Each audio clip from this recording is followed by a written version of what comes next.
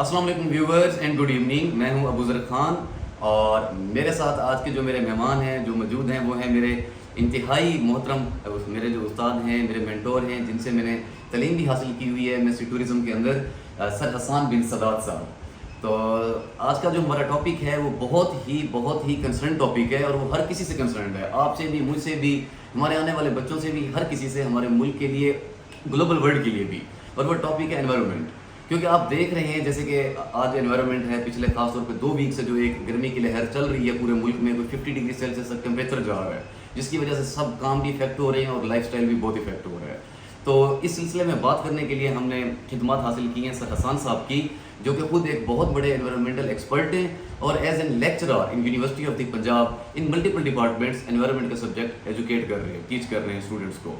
तो sir welcome to our channel. अस्सलाम वालेकुम, क्या हाल है? खैरियत से? अल्हम्दुलिल्लाह, thank you very much Abu sir, बहुत बहुत शुक्रिया आपका मुझे बुलाने का। और बहुत अच्छा इनिशिएटिव है माशाल्लाह आपका, जो आप ये एजुकेशनल वीडियोस बना रहे हैं, अवेयरनेस दे रहे हैं लोगों को। और ये बहुत अहम है कि हम लोगों को जो है अवेयर करने आजकल करंट इश्यूज जो हमारे पास चल रहे हैं एनवायरनमेंट के, टूरिज्म के, और ताकि लोग अवेयर हों और लोग अपना रोल प्ले करें एनवायरनमेंट की बेहतरी के लिए, टूरिज्म की बेहतरी के लिए। और अगर हम में से हर बंदा इंडिविजुअली और कलेक्टिवली रोल प्ले करेगा तो हम एक अच्छा एनवायरनमेंट जो है साफ सुथरा माहौल कायम करने में जो है हम लोग कामयाब होंगे। बस सर, अब इसी सिलसिले में ही आपकी खिदमत हासिल की हैं। बेसिकली पाकिस्तान के अंदर खास तौर पे पिछले 2-3 हफ्तों से ये ऑब्जर्व किया जा रहा है, जो टेम्परेचर है वो मिनिमम 50 डिग्री तक जाता है। अब 50 डिग्री टेम्परेचर का मतलब ये होता है कि आप दिन के टाइम बाहर इम्पॉसिबल है निकलना, मतलब अल्लाह माफ़ी दे, उससे फिर बहुत सारे मतलब काम भी इफेक्ट हो रहे हैं। और इससे ये जो सारा क्लाइमेट चेंज है, हम आपसे पूछना ये चाह रहे हैं, काइंडली आप हमारे व्यूवर्स को रहनुमाई दें कि ये एनवायरनमेंट एक तो इस तरह वजूद में आया कैसे, क्योंकि पहले तो पिछले 2-3 सालों में इतना नहीं होता था सीवियर, ये एकदम 50 डिग्री तक कैसे पहुंचा है? जी, बहुत अच्छा सवाल है अबू सर आपका। और क्लाइमेट चेंज के बारे में 2-3 बात बता दूं। क्लाइमेट चेंज आज का फिनोमेना नहीं है, क्लाइमेट चेंज जो है वो बहुत अरसे का फिनोमेना है। और स्पेशली जब हम बात करते हैं एनवायरनमेंट में, तो जो इस वक्त रिसेंट क्लाइमेट चेंज हम देख रहे हैं या जो हम बात करते हैं, ये स्टार्ट हुआ है इंडस्ट्रियल रेवोल्यूशन के बाद, सनती तरक्की के दौर के बाद। हमने इतनी ज़्यादा पोल्यूशन हवा में डाल दी, इतनी ज़्यादा हमने कार्बन डाइऑक्साइड के अमाउंट इंक्रीज कर दी, जिसके नतीजे में हमारे पास क्लाइमेटिक चेंजेस नज़र आ रहे हैं। तो आप पिछले 50-60 साल का उठा के देख लें हम, तो हमें एनॉमलीज मिलती हैं। वेदर एनॉमलीज से मुराद है कि नॉर्मल से डेविएशन। और आपको नजर आएगा कि पाकिस्तान में अगर फ्लड्स की हम बात करें तो 2010 में फ्लड्स आए, 2022 में फ्लड्स आए, स्मोक लाहौर में 2016 में आई। तो इस तकरीबन चीज़ें जो हमें मिलती हैं क्लाइमेट चेंज के हवाले से, ये रिसेंट फिनोमेना है। लेकिन मजीद अगर मैं बात करूँ तो अभी जो बड़े अलार्मिंग सिचुएशन है वो ये है कि मुझे याद है कि 2005 was one of the most warmest year, और यूएन ने कहा था बहुत गर्म तरीन साल है। फिर 2016 जब आया तो उन्होंने कहा ये बहुत गर्म तरीन साल है। लेकिन अनफॉर्चुनेटली अगर हम अब रिसेंट बात करें तो 2019 बहुत गर्म तरीन था, फिर उसके बाद 22 बहुत गर्म तरीन था, 23 बहुत गर्म तरीन था। पिछला जो रिकॉर्ड हमारे पास था वो 2023 was the world warmest year. और अब जो इस वक्त तक हमारे पास स्टैटिस्टिक्स आ चुके हैं, 2024 is going to be the world warmest year on record in the last couple of 100 years. So which is very alarming situation. ये हमारे पास बहुत अलार्मिंग सिचुएशन है। और इसकी रीज़न ये है कि क्लाइमेट चेंज की मैं मिसाल ऐसे दूंगा कि हमने इतनी ज़्यादा ग्लोबल वार्मिंग की गैसेज रिलीज़ कर दी हैं, जिन्हें हम कहते हैं ग्रीन हाउस गैसेज, जिसमें कार्बन डाइऑक्साइड सर फहरिस्त है, और इसके अलावा और भी बहुत सी गैसेज हैं। और ये ज़्यादातर गैसेज जो हैं ये आती हैं कोयले से, गैस से और ऑयल से। जब हम फॉसिल फ्यूल्स को जलाते हैं उसके नतीजे में हम एनवायरनमेंट के अंदर ये ग्रीन हाउस गैसेज रिलीज़ करते हैं, और इसके नतीजे में एक चेंज हो रहा है। अब एक और चीज़ बड़ा समझना ज़रूरी है कि एक नॉर्मल इंसान है और एक डायबिटिक इंसान है, तो दोनों में फ़र्क है। डायबिटिक इंसान जो होता है उसकी इंसुलिन लेवल मुसलसल ऊपर नीचे होता है, उसको गोली खानी होती है, उसको एहतियात करना है, शुगर कभी बढ़ जाती है, शुगर कभी कम हो जाती है। यही हाल हमारे एनवायरनमेंट का हो चुका है। क्लाइमेट चेंज के नतीजे में हमने बैलेंस को ख़राब कर दिया है।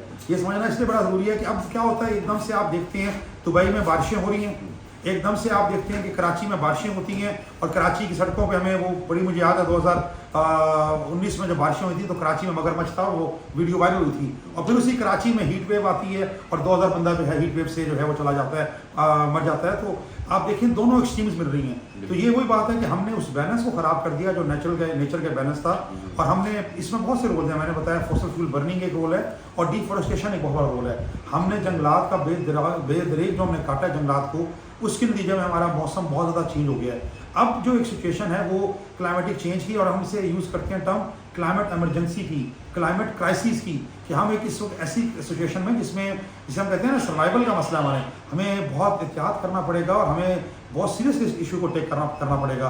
अब वो बैलेंस ख़राब हो चुका है, और जब बैलेंस ख़राब हो जाए तो ऑटोमेटिकली कभी एकदम से बारिशें हो जाएंगी और एकदम से हीट वेव आ जाएगी।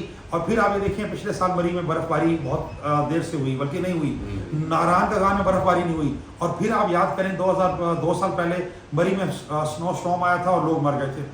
ठीक है, 70 के करीब, 70 नहीं 7-8 लोग, 70 थे, 7-8 लोग, वहाँ वो फिगर्स वेरी करते हैं, बट जो ऑफिशियल वेरीज हैं वो जो गवर्नमेंट ने की थी वो 7 से 9 लोग थे। 12 जो मकामी लोग वहाँ पे कहते हैं वो कहते हैं ज़्यादा बड़ी फिगर थी। सो ये वेरिएशन हमें मिलेगी और ये बड़ी अलार्मिंग सिचुएशन हैं हमारे पास। सर अब जिस तरीके आपने जिक्र किया है कि ये ट्रेंड पहले इतना देखने को नहीं मिलता था, last time it was seen in 2005, जो कि हमें तो याद नहीं है, फिर उसके बाद 2016, फिर 19, 23, 24, तो आने वाले जैसे हर साल मजीद वार्मेस्ट होते जा रहे हैं। तो इसको मजीद अब अल्लाह ना करे 2024 वार्मेस्ट होने वाला है, तो पता नहीं 2025 क्या होगा। तो कहने से मुराद ये है इस सिचुएशन को रोकने के लिए गवर्नमेंट को क्या किरदार अदा करना चाहिए, और पब्लिक, गवर्नमेंट तो अपना एंड पे जो एक स्टेट पॉलिसीज हैं, एक तो आप वो काइंडली गाइड कर दीजिए, क्योंकि आप एनवायरमेंटल एक्सपर्ट हैं कि स्टेट को क्या करना चाहिए इस सिचुएशन से बचने के लिए, और जो पब्लिक है, आम एक कॉमन पर्सन है, आप हैं, मैं हूँ, हम कैसे इस सिचुएशन को अवॉइड कर सकते हैं। बहुत अच्छा सवाल है सर आपका। 2 चीज़ें हैं जिसमें मैं ऐड करूंगा। एक तो रोल है गवर्नमेंट का, हम कहते हैं गवर्नमेंट का काम कर रही है, और दूसरा रोल है इंडिविजुअल का। तो मैं दोनों में बात करूंगा। गवर्नमेंट का जो रोल है वो अपने हद तक अवेयरनेस क्रिएट करना, गवर्नमेंट का काम है कि वो पोल्यूशन को कंट्रोल करे, गवर्नमेंट का काम है कि वो सस्टेनेबल डेवलपमेंट को प्रमोट करे, गवर्नमेंट का काम है कि वो सस्टेनेबल ट्रांसपोर्ट प्रमोट करे, लोगों को पब्लिक ट्रांसपोर्ट की फैसिलिटीज़ दे, ताकि लोग अपनी कारों की बजाय अपने जो है ट्रांसपोर्ट यूज़ करने की बजाय पब्लिक ट्रांसपोर्ट यूज़ करें। ये बहुत इंपॉर्टेंट चीज़ है कि अगर लोग पब्लिक ट्रांसपोर्ट को यूज़ करें तो आपकी एमिशंस, आपकी जो पोल्यूशन रिलीज होती है ट्रांसपोर्ट के नतीजे में वो कम हो जाएगी। अगर इंडस्ट्रीज़ के ऊपर आपके कवानीन हैं और उनके ऊपर अगर आप रूल ऑफ लॉ जो है उसको इम्प्लीमेंट करें, तो इंडस्ट्रीज़ को पता होगा कि हमने इतनी पोल्यूशन रिलीज़ नहीं करनी, और वो जब रिलीज़ नहीं करेंगे, कंट्रोल करेंगे, तो ऑटोमेटिकली आपकी पोल्यूशन कम होने से क्लाइमेट चेंज और ग्लोबल वार्मिंग कम होगी। ये एक रोल है। इसके बाद मैं बात करता हूँ अगेन असाइड फ्रॉम मैं बात करूँगा जिस गवर्नमेंट को भी आप सपोर्ट करते हैं। पिछली गवर्नमेंट का बहुत ज़बरदस्त इनिशिएटिव था 10 billion tree tsunami, that's a very positive thing. और मैं एक बात कर दूँ, साइंटिफिकली बहुत बहस हुई इसके ऊपर कि जी क्या 10 अरब लग सकते हैं।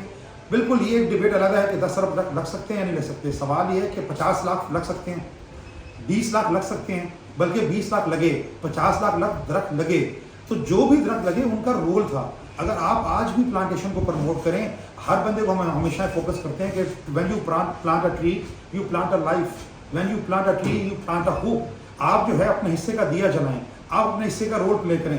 यहाँ मैं बात करूँगा, मुझे बड़ी ज़बरदस्त लगती है बात, क्योंकि मैं आई बीन टू इंडिया, मैं इंडिया गया हुआ हूँ, और वहाँ पे जब हम दोस्त थे उनके साथ हमने वहाँ सीखा भी, सही पढ़ाई भी की कुछ अर्सा। तो वहाँ पे वो एक स्टेटमेंट है गांधी साहब की, वो कोट करते हैं, एंड गांधी साहब said be the change you want to see in the world. वो चेंज बन के दिखाएं जो आप दुनिया में देखना चाहते हैं। तो that was very inspirational which I see want to say कि हमें ये चीज़ें लेनी चाहिए। जहाँ से भी आप सीखते हैं अच्छी चीज़ उसे प्रमोट करनी चाहिए, और हम अपना हिस्से का रोल प्ले करें, अपने हिस्से का दिया जलाएं। तो गवर्नमेंट बिल्कुल जो है वो काम कर रही है अपने तौर पे। मैं अब कहता हूँ आप लोगों को हम क्या कर सकते हैं, एक तो पौधे लगाएं। सब लोगों को मैं कहता हूँ, सिर्फ एक ये चीज़ ये भी बड़ी इंपॉर्टेंट चीज़ है समझना हमारे लिए, कि सिर्फ पौधे फॉर द सेक ऑफ पौधे नहीं है, या पौधे लगाना तस्वीरों के लिए पौधा लगाना नहीं है। हमारे यहाँ ट्रेंड होता है, प्लांटेशन कैंपेन आई, पता चला जी 2000 पौधा लग गया, अगले दिन पता चलता है कि 2000 में से जो है 1000 पौधा 1500 पौधा मर गया है, और सिर्फ 200 पौधा जो है वो बड़ा हो रहा है। बाकी के ऊपर हल चल गए हैं, या बाकी जो है वो ट्रैफिक के नजर हो गया, या मिसाल के तौर पर कोई भी जी जानवर खा गए। तो ये में बड़ा ध्यान रखना पड़ेगा कि ऐसा नहीं होना चाहिए। पौधा लगाएं, उसको परवान चढ़ाएं, पौधा लगाएं और उसको ग्रो करें ताकि वो बढ़े, और जब वो बढ़ेगा तो उसके बाद वो हमारे लिए फायदेमंद होगा। फिर पोल्यूशन ना करें, अपने हिस्से का रोल प्ले करें, बेजा खर्च ना करें, क्योंकि हमारी बहुत इंपॉर्टेंट चीज़ है एनवायरनमेंट के हवाले से। आप अगर शॉपिंग ज़्यादा करते हैं, आप ज़्यादा वेस्ट जनरेट करते हैं। The more you shop the more waste you generate. आप ये देखें, जब भी आप ज़्यादा शॉपिंग करते हैं तो शॉपिंग किस में आती है, प्लास्टिक शॉपर्स में, प्लास्टिक बैग्स में, तो वो उसके जाता है, कूड़े में जाता है। अगर आप बहुत ज़्यादा बाहर से खाते पीते हैं, बहुत ज़्यादा आप फास्ट फूड पर रिलाई करते हैं, तो it all goes back to the environment. So अपना लाइफस्टाइल सिंपल रखें, अपना लाइफस्टाइल बड़ा बेसिक रखें। तो ये वो चीज़ें हैं, स्टेप्स जो आप प्ले कर सकते हैं अगेन। और फिर दिया जाता है, आप अपना रोल प्ले करना शुरू करें, और फिर पॉजिटिव वाइब्स फैलेंगी, और बाकी लोग भी आपके जब आपको देखेंगे कि आप सिंपल लाइफस्टाइल अपना रहे हैं, तो वो भी फॉलो करने की कोशिश करेंगे, और इससे दिया जाता है, और चेंज जो है वो फैलती है। हम कहते हैं स्नोबॉल इफेक्ट, कि आपके उससे फिर वो इफेक्ट फैलता है। सर ने बहुत प्यारी बात की है, बहुत सारी बातें बहुत प्यारी थी। तो वही बात है कि be the change you want to see in the world. तो हमें जो ये सारी सिचुएशन को कंट्रोल करने के मामला हैं, अपने घर से शुरू करने पड़ेंगे। सबसे पहले तो हम खुद पौधा लगाएं, और सिर्फ लगाएं नहीं, हम मेक श्योर करें कि वो प्रोटेक्टेड है और वो ग्रो करे, फिर इवेंचुअली एक दिन हम ही उसके साए के नीचे बैठे हुए होंगे। सेकेंडली, जो पास्ट की गवर्नमेंट है, उन्होंने जो बिलियन सुनामी ट्री प्रोजेक्ट था, लाइक वाइज मौजूदा हुकूमत और आने वाली हुकूमतों को भी चाहिए कि वो इसको टॉप प्रायोरिटी रखें, लाइक वाइज इस तरह के प्रोजेक्ट्स को। अच्छा सर, अब कहने से मुराद ये, मे अल्लाह फॉरबिड, इट इज़ एक्सपेक्टेड और it is rumoured in market कि इस साल फ्लड्स या इस तरह की सिचुएशन एक्सपेक्टेड है। तो अगर अल्लाह ना करे ऐसा होता है, जैसे कि 2022 में ऐसा हुआ था, तो उससे एक तो ये है कि बहुत सारी इंडस्ट्री तबाह हुई थी, लाइक हमारे नॉर्थ जो टूरिज्म के ऊपर बहुत ज़्यादा डिपेंड करता है, तो होटल्स तकरीबन ज़मीन से ही मतलब वॉश ऑफ हो चुके थे। इंफ्रास्ट्रक्चर का लॉस तो हुआ कि यूएलिटीज़ भी पेश आई। तो इस साल आप क्या समझते हैं, बीइंग एन एनवायरमेंटलिस्ट, क्या कोई इस तरह की पॉसिबिलिटी एग्जिस्ट करती है?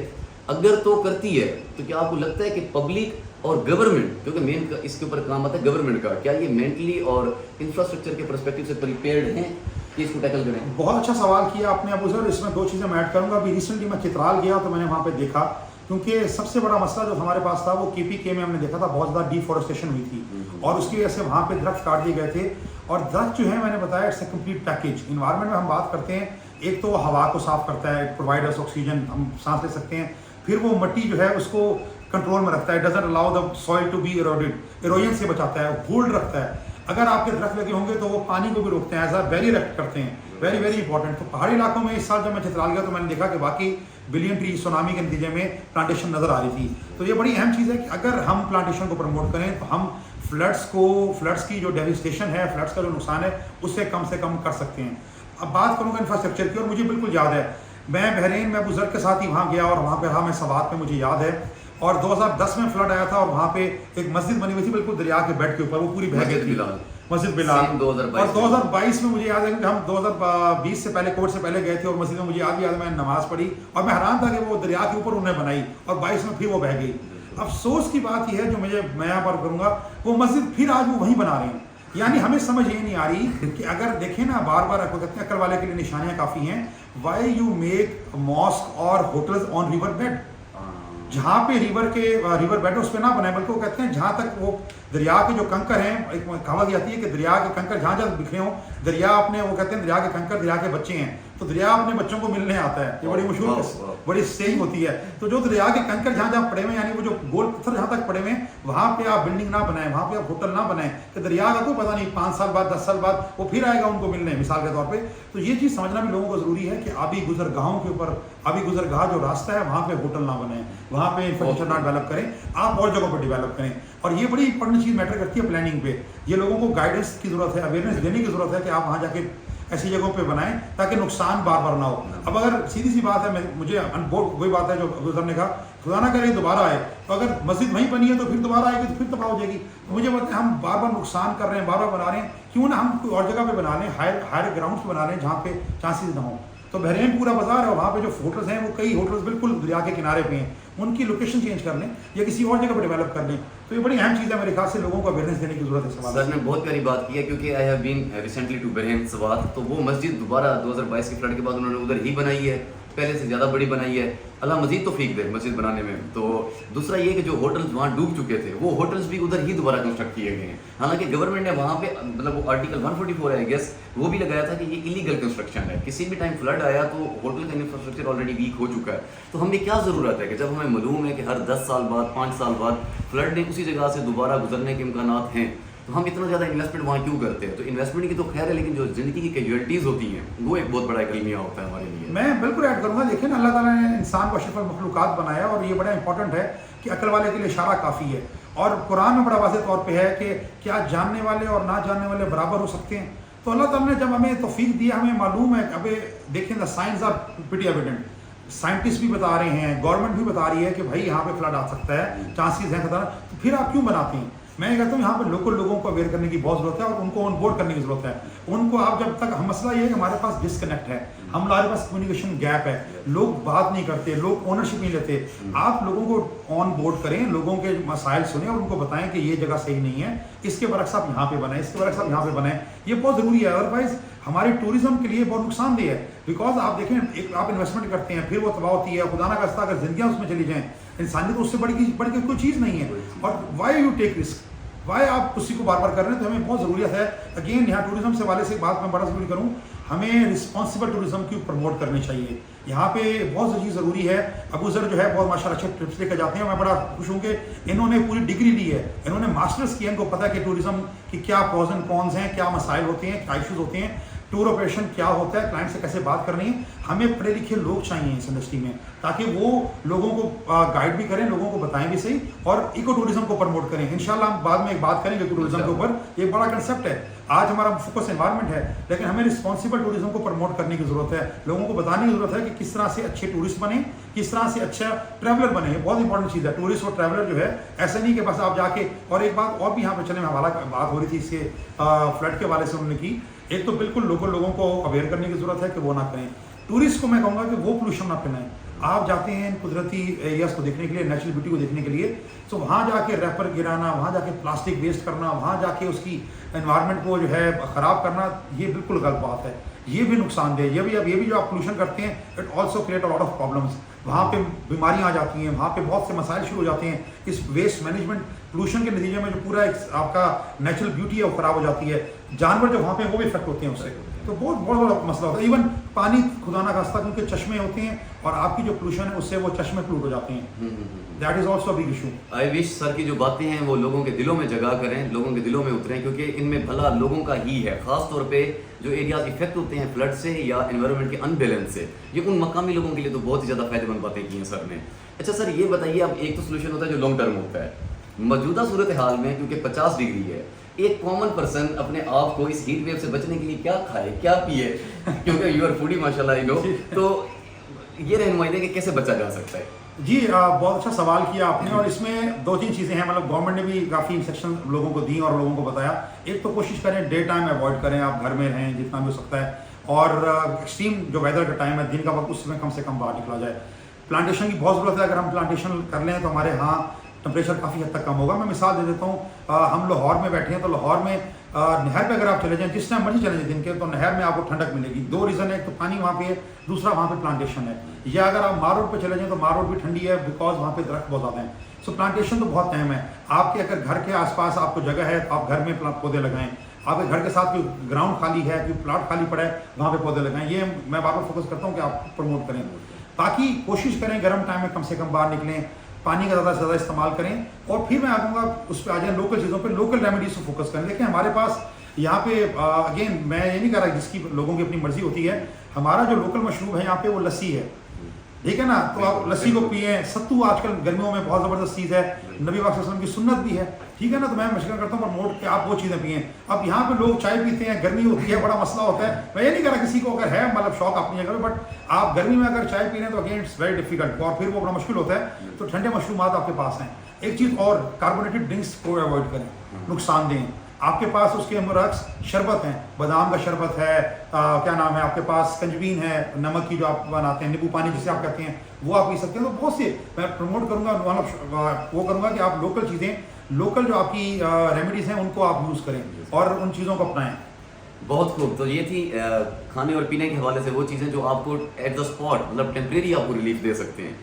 अच्छा सर, जो एनवायरनमेंट है बेसिकली, अगर लेट्स सपोज हम कह लेते हैं कि हमारी गवर्नमेंट भी बहुत सीरियस हो गई है इसको लेकर, आवाम भी अवेयर हो चुकी है, खित्ता पाकिस्तान इटसेल्फ चलें कह लेते हैं कि टूरिज्म के ऊपर भरपूर काम कर रहा है, क्या सिर्फ पाकिस्तान के एनवायरनमेंट के ऊपर भरपूर काम करने से क्या ये प्रॉब्लम अवॉइड हो सकती है? क्योंकि मैं इसको इस पहलू में देख रहा हूँ, ये एक ग्लोबल प्रॉब्लम है। हमारे जो नेबरिंग कंट्री हैं, मिसाल के तौर पे इंडिया है, अफगानिस्तान है, चाइना है, अगर वो एनवायरनमेंट के ऊपर काम नहीं करते और हम कर रहे हैं, तो क्या अकेले ये इनफ होगा? क्या ये एक ही कंट्री या एक ही पर्सन का वो एक नहीं, बहुत अच्छा सवाल है।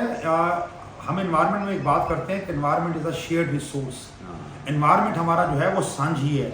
एनवायरनमेंट जो हमारा है वो हमारा सबका इकट्ठे है। इसकी मिसाल ऐसे होती है कि एक कमरे में आप लोग 10 लोग मौजूद हैं या 8 लोग मौजूद हैं, और कोई एक बंदा अगर वहाँ पे स्मोकिंग करता है तो 8 मुतासिर होंगे उस स्मोकिंग से, और वो सब नुकसान उनको होगा, क्योंकि वो सब उस एक हवा में कमरे में सांस ले रहे हैं।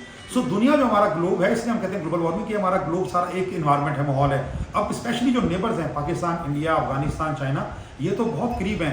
अगर कहीं एक जगह पे पोल्यूशन होगी तो ऑटोमेटिकली उस जगह पोल्यूशन होगी। मैं मिसाल देता हूँ, बड़ी इंपॉर्टेंट चीज़ है स्मोक की। हम जब बात करते हैं तो it's not a issue of Pakistan, India का भी बड़ा इशू है। ट्रांसबाउंड्री इशू बहुत ज़्यादा है, ठीक है ना, फसलें जलती हैं दिल्ली में भी या लाहौर में हवा चलती है तो इट इफेक्ट्स। सो हमें ये देखना होगा कि हम तमाम कंट्रीज़ को जो नेबरिंग है सबको मिलकर रोल प्ले करना होगा। और फिर मैं फोकस इसी पर करूँगा कि आप अपने हिस्से का रोल प्ले करें, कोशिश करें कि आप एनवायरनमेंट पोल्यूशन ना फैलाएं, एनवायरनमेंट दोस्त रवैया हो आपका। क्योंकि देखें there are always two things, या आप प्रॉब्लम का हिस्सा हैं या आप सोल्यूशन का हिस्सा हैं।